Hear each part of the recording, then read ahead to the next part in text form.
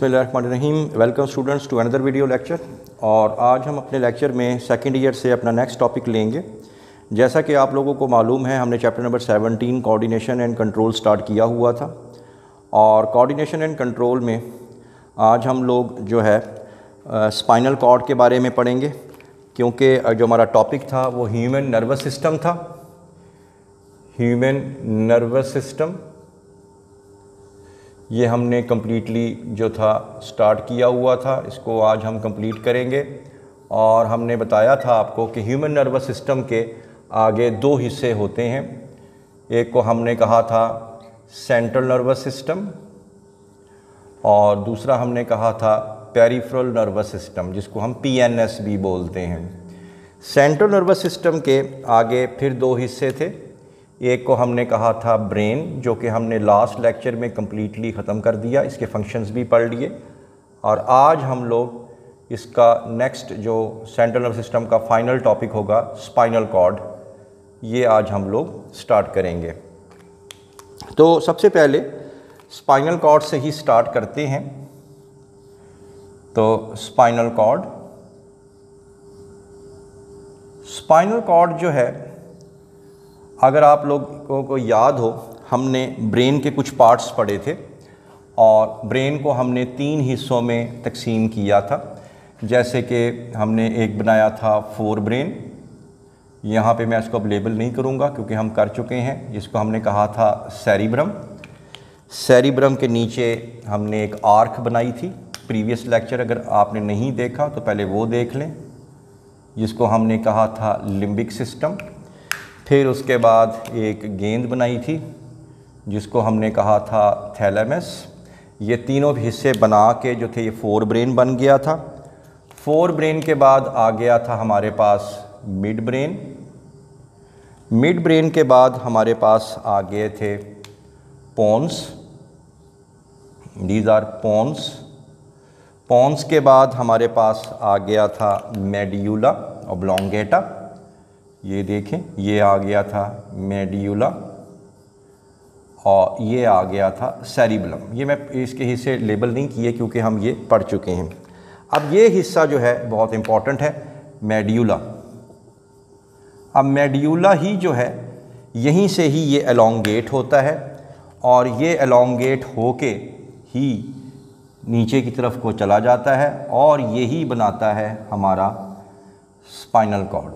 ये हिस्सा हमारा क्या आ गया, स्पाइनल कॉर्ड। तो ये जो हिस्सा है इसको हम लोग कहेंगे स्पाइनल कॉर्ड।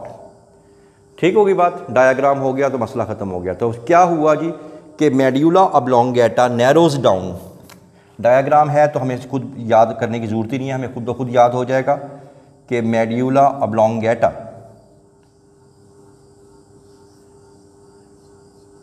नैरोज डाउन, नीचे की तरफ को नैरो होता हुआ नीचे की तरफ को जाता है, ठीक है, और ओवल शेप स्ट्रक्चर बनाता है और running through out the vertebral column. और ये रीढ़ की हड्डी के अंदर अंदर ये किया हुआ होता है। तो running through vertebral column, running through vertebral column. और इसकी हमने प्रोटेक्शन भी देख ली थी कि वर्टिब्रल कॉलम इसकी हिफाजत भी करता है। तो बड़ी सिंपल सी बात होती है। ये जो हमारे पास स्पाइनल कॉर्ड है, ठीक है, इस स्पाइनल कॉर्ड ये बनी होती है थाउजेंड्स, मिलियंस और बिलियंस ऑफ न्यूरॉन्स की, very large number of neurons. It is made up of large number of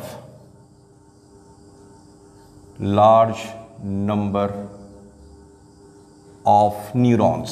ज़ाहिरी बात है, ब्रेन का हिस्सा है तो न्यूरॉन्स तो होंगे ही होंगे ना। ये तो ये मतलब है कि सेंट्रल नर्वस सिस्टम का हिस्सा हुआ तो फिर ये न्यूरॉन्स इसमें लाजमी होंगे। तो ये लार्ज नंबर ऑफ न्यूरॉन्स, और इसके अंदर सेल फाइबर्स और cell bodies arranged in a definite patterns.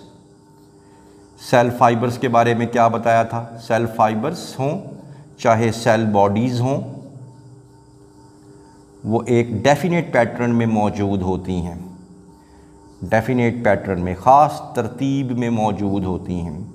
ठीक है, ये हम लोग पढ़ चुके हैं, क्योंकि न्यूरॉन्स में सेल बॉडीज़ भी होती हैं, सेल फाइबर्स भी होते हैं, फाइबर्स में एक्सॉन, डेंड्राइट्स वगैरह आ जाते हैं, तो ये आप लोगों ने इसमें बता देना है।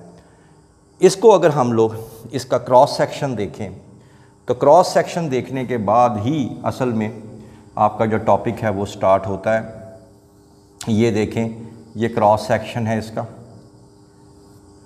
किसका, हमारे स्पाइनल कॉर्ड का।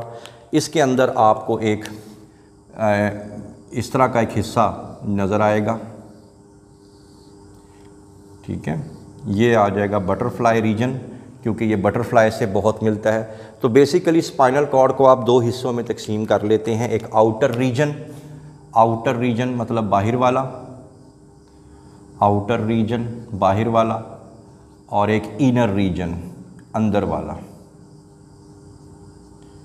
इनर रीजन जो है इसको आप लोग बटरफ्लाई जोन भी कहते हैं, बटरफ्लाई जोन, क्योंकि ये बटरफ्लाई से दिखता है, की तरह दिखता है।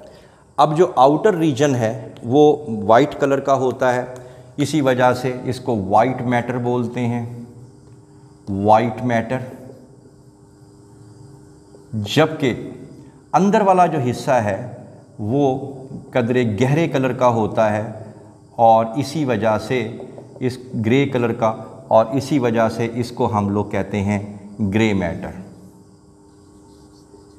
ग्रे मैटर बोलते हैं इसको हम लोग। तो आउटर रीजन वाइट मैटर, अंदर वाला जो है वो ग्रे मैटर।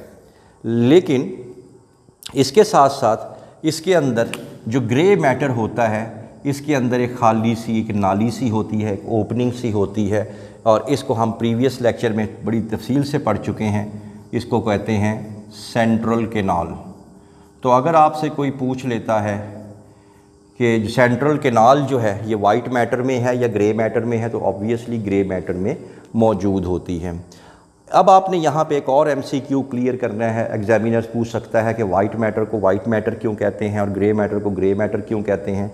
तो आप सिंपल सी बात बता दें कि ग्रे मैटर जो है, ग्रे मैटर हो चाहे वाइट मैटर हो, दोनों ही न्यूरॉन्स तो मौजूद होते हैं। न्यूरॉन्स, सेल फाइबर समझ रहे ना आप लोग, एक्सॉन्स वगैरह, ठीक है ना, दोनों में न्यूरॉन्स अगर दोनों में न्यूरॉन्स हैं तो एक ग्रे कलर का क्यों है और एक जो है वो वाइट कलर का क्यों है, ठीक है। तो न्यूरॉन्स तो हैं, सेल बॉडीज़ भी हैं, एक्सॉन सब में हैं, सेल बॉडी सब में हैं, लेकिन दोनों में फ़र्क क्या है? सिर्फ आपने ये बता देना है कि जो वाइट मैटर वाले जो हैं, जैसे बाहर वाले हैं, इनके बाहर जो इनकी जो एक्सॉन्स हैं वो माइलिनेटेड होती हैं, माइलिनेटेड। और माइलिन जो है, माइलिन वाइट कलर की होती है, कवरिंग जो है वाइट कलर की होती है। इसी वजह से ये सारा का सारा इलाका क्या नज़र आएगा, ये वाइट नज़र आएगा। जबकि ग्रे मैटर में भी सेल बॉडीज़ भी हैं, एक्सॉन्स भी हैं, लेकिन ये नॉन माइलिनेटेड होती हैं, नॉन माइलिनेटेड। और इसी वजह से ये इनके ऊपर वो कवरिंग नहीं होती, इसी वजह से ये क्या कहलाते हैं, ग्रे मैटर कहलाते हैं। तो सिर्फ दोनों में फ़र्क क्या है? दोनों में न्यूरॉन्स हैं, दोनों में सेल बॉडीज़ हैं, दोनों में एक्सॉन्स हैं, लेकिन एक जो है माइलिनेटेड है, माइलिनेटेड होने की वजह से वो वाइट नज़र आ रहा है, और एक माइलिनेटेड नहीं है, इसी वजह से वो आपको ग्रे नज़र आ रहा है। तो ये आपने वेरी सिंपल सी आपने बात बता देनी है। एंड पे जाके आपने जो स्पाइनल कॉर्ड है इसके चंद एक फंक्शन बता दें। स्पाइनल कॉर्ड के फंक्शंस जो 2-3 हैं, जो पढ़ चुके हैं आप लोग, कि it is involved in great many reflexes, ठीक है। इसमें ये रिफ्लेक्सेस के अंदर आप लोगों का जो बॉडी का रद्द अमल होता है, ये उसके अंदर ये बॉडी से, पूरी बॉडी से टू बॉडी और फ्रॉम बॉडी, इसी तरह to brain and from brain, ये मैसेज रिसीव भी कर रहा होता है, दे भी रहा होता है। तो ये दोनों काम जो हैं, और एक बहुत ही इम्पोर्टेंट जो आप पढ़ भी चुके हैं कि इसका रिफ्लेक्स एक्शन में, रिफ्लेक्स एक्शन में, ठीक है, बहुत ही एक अहम किरदार है, जो कि आप लोग अभी पढ़ के भी आ रहे हैं रिफ्लेक्स आर्क के नाम से।